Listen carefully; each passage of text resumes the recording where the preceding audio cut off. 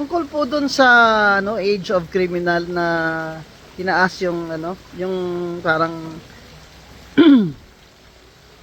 ceiling ng age of criminal liability dun sa Juvenile Justice Act ni Senator Kiko Pangilinan. Siya ang author nun.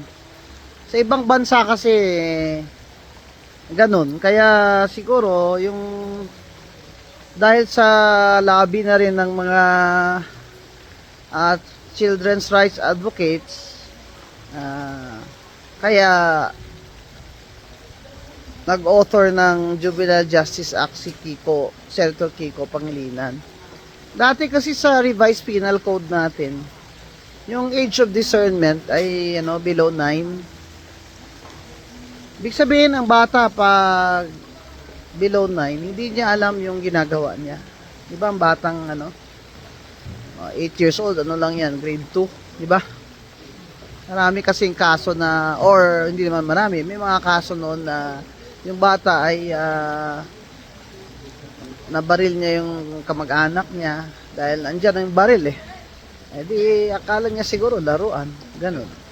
Yan ang age of discernment. Yung alam ba nila ang mali o tama. Kasi discernment ang element dyan eh. Alam ba niya na yung pagpatay ay mali? Yun. Itong sa Tacloban na shooting, teenagers na po ito. Hindi na po ito 8 years old, 9 years old. Pero sa Juvenile Justice Act ay pasok pa ang edad niya. Well, obviously, alam nila na mali yun, yung barili nila yung mga estudyante at kaklase nila. Obviously, mali yun. Di ba? Sa ganyang edad, alam na nila na mali yun. Hindi naman sila psychosocially challenge o wala po silang mental disorder o illness, ganun.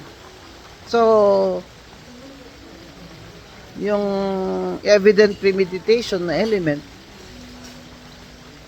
sa murder ay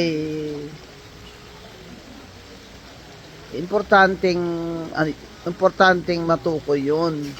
Pero wala silang tinarget na papatayin, kundi na pag nandun na sila, mambabaril sila.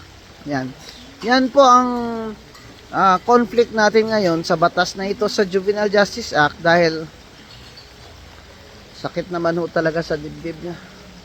Makita mo yung ina at lola na umiiyak na baka daw hindi magiging hindi makukulong yung pumatay sa apo niya. Sa Juvenile Justice Act po, talaga kung dapat hulihin nila yun ng mga pulis, at syempre ang DSWD will take part also kasi nga minors yun. Pero hulihin yun, kakasuhan pa rin po yun. Pero hindi po yun makukulong kung hindi po mag-reach ng 18 ang edad.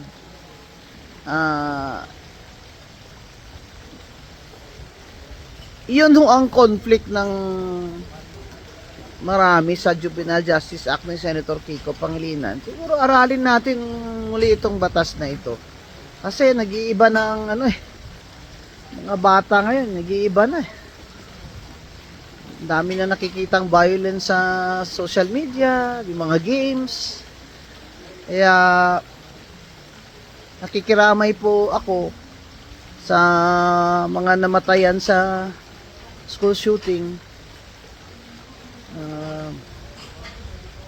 Sana po ay may hustisya.